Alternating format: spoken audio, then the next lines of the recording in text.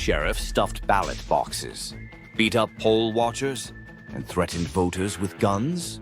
In 1946, the World War II veterans of Athens, Tennessee, faced exactly this nightmare, and their response became the only successful armed rebellion against government corruption in modern American history.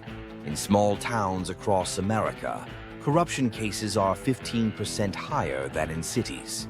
But what happened in Athens shocked the entire nation. This is the story of the day when American citizens and veterans fought back with Thompson submachine guns and dynamite to reclaim their democracy. Before we start, if you happen to enjoy this video and find value in it, I would greatly appreciate it if you left a like so that more people may be able to find it. Additionally, if you don't want to miss out on more videos, why not subscribe? That way you will be notified every time I upload a new video. Let's get started now, shall we? Nestled in the rolling hills of East Tennessee, between the bustling cities of Chattanooga and Knoxville, lies the small town of Athens in McMinn County. With a population of just over 10,000 people, Athens was the kind of quintessential American community where everyone knew their neighbors. Main Street was the heart of commerce, and local politics mattered deeply to daily life. Named after the ancient Greek cradle of democracy, this town would live up to its namesake in the most unexpected way. But by the 1940s, Athens had become something far darker than its founders ever imagined. What should have been a peaceful corner of the Tennessee Valley had transformed into a cautionary tale of what happens when corruption takes root in American soil. This wasn't just any small town. It was a community that would soon prove that when democracy is threatened, people can do extraordinary things. McMinn County's strategic location along major transportation routes made it valuable territory for anyone seeking to control commerce and politics in East Tennessee. Unfortunately, it also made it the perfect target for a political machine that would grip the community in an iron fist for over a decade. The stage was set for a confrontation that would echo far beyond the borders of this small Tennessee town. The corruption that strangled Athens didn't happen overnight. It was a decade-long cancer that metastasized through every level of local government.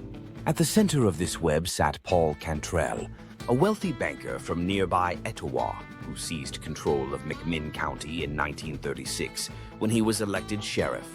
But Cantrell wasn't working alone. He was connected to the powerful E.H. Crump political machine based in Memphis, which controlled much of Tennessee politics. Cantrell's system was diabolically simple. He implemented a fee-based compensation structure for his deputies, meaning they got paid more for every arrest they made. This turned law enforcement into a legalized extortion racket. Deputies would patrol the highways looking for out-of-town visitors to shake down, arrested locals on trumped-up charges, and target anyone who dared oppose the machine. The more people they arrested, the more money they made. When Cantrell moved to the state senate, he installed his hand-picked successor, Pat Mansfield, as sheriff. Mansfield continued the corrupt practices while adding his own innovations, including hiring ex-convicts as deputies when most of the county's young men were off fighting World War II.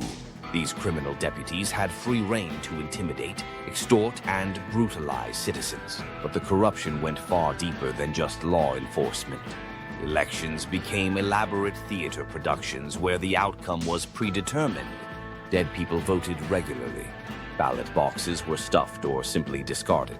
And armed deputies stationed at polling places made it clear that voting the wrong way could be dangerous.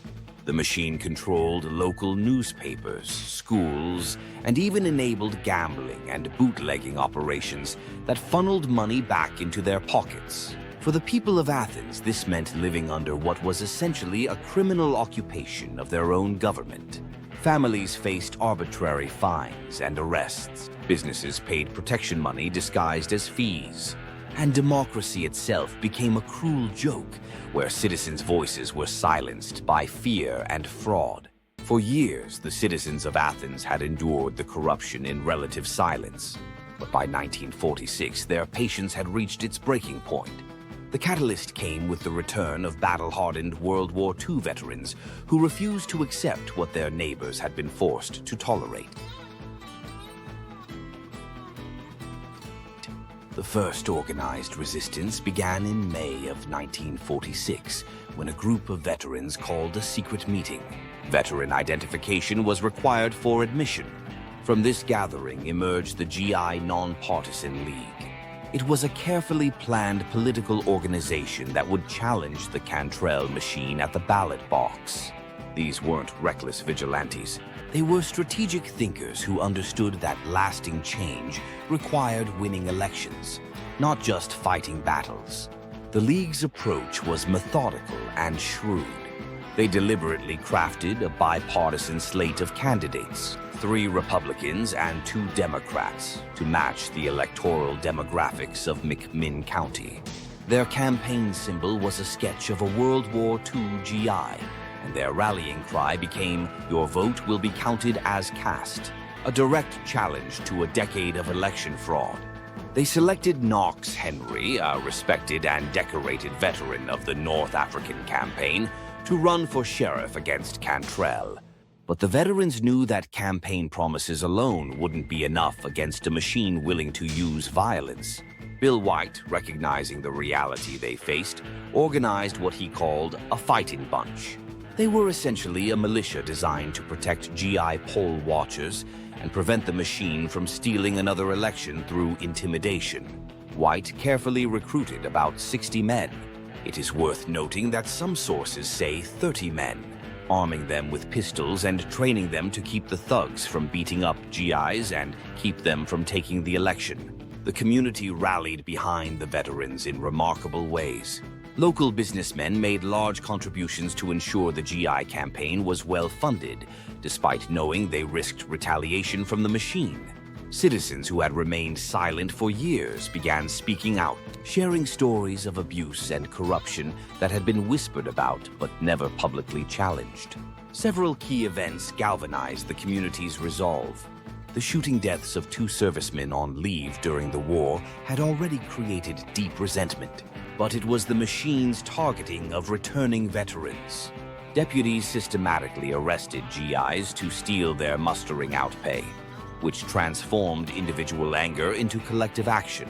As veteran Bill White later recalled, "The more GIs they arrested, the more they beat us up, the madder we got." Now keep in mind that these weren't ordinary citizens who could be easily intimidated. They were battle-hardened veterans who had survived some of the most brutal combat in human history.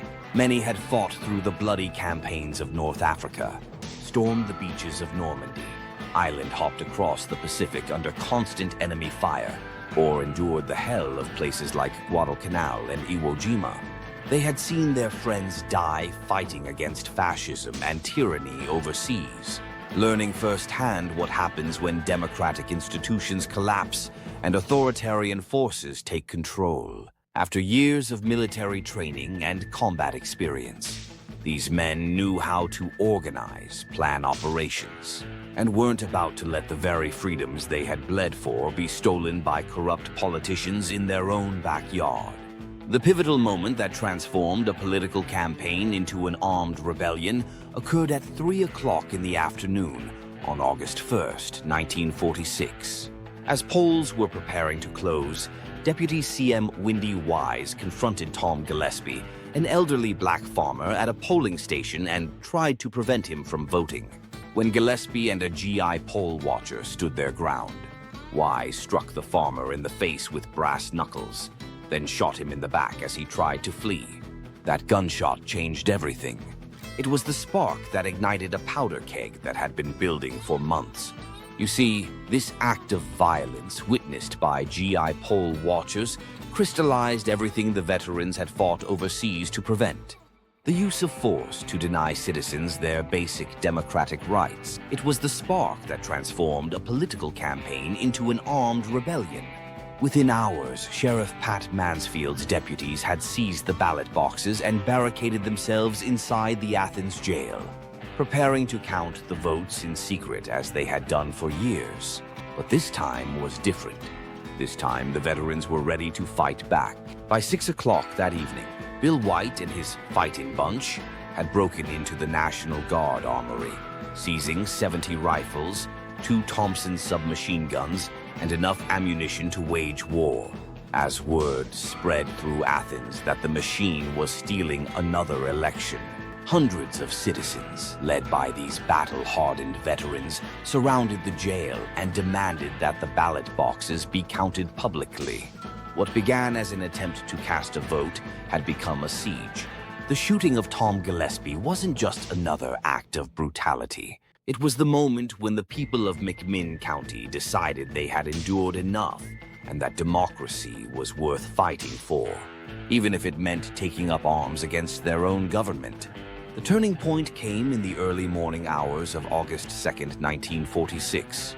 That's when dynamite shattered the silence and changed the course of American history. You see, after hours of gunfire had failed to dislodge the corrupt deputies, the veterans made a fateful decision. At 2:30 in the morning, they detonated dynamite against the jail's facade. And by 3:30, the corrupt machine that had terrorized McMinn County for a decade finally surrendered.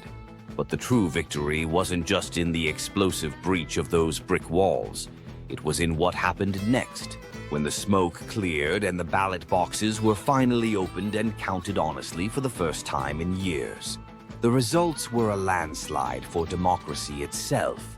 Knox Henry defeated Paul Cantrell by nearly 1,000 votes, 2,175 to 1,270. The GI Nonpartisan League had won every major office they contested. This wasn't just an election victory.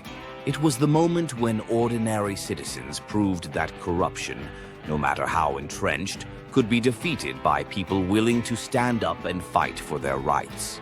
The machine that had seemed invincible, backed by state-level political bosses and protected by armed deputies. It crumbled in a single night when confronted by citizens who refused to accept that democracy was dead in their hometown.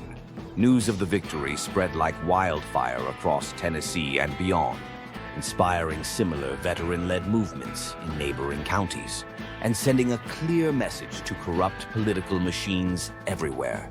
The boys were home from the war, and they hadn't forgotten what they'd been fighting for. While it's true that the Battle of Athens happened in August, anyone who's spent long nights on patrol, like those World War II vets did, knows that the cold can hit you no matter the season. If something like that happened today, you'd want to be prepared with the right gear. That's why I recommend Action Heat. Their heated vests, gloves, and base layers are designed to keep you warm in the harshest conditions. Whether you're camping, working outdoors, or just believe in being ready for anything. Links in the description. The Battle of Athens delivered immediate and sweeping results. Knox Henry was sworn in as sheriff on September 1st. The corrupt fee system was abolished. County salaries were capped at $5,000. And the gambling houses that had funded the machine were raided and shut down. The Cantrell's Mansfield regime that had terrorized McMinn County for a decade was completely dismantled overnight. For the first time in years, citizens could walk the streets without fear of arbitrary arrest. Elections were conducted fairly, and local government actually served the people instead of exploiting them. But the victory came with a sobering lesson about the fragility of reform. Within months, the GI government began to fracture under the same pressures that corrupt all political movements. By January 1947, 4 of the 5 GI leaders admitted in an open letter that they had abolished one machine only to replace it with another and more powerful one in the making.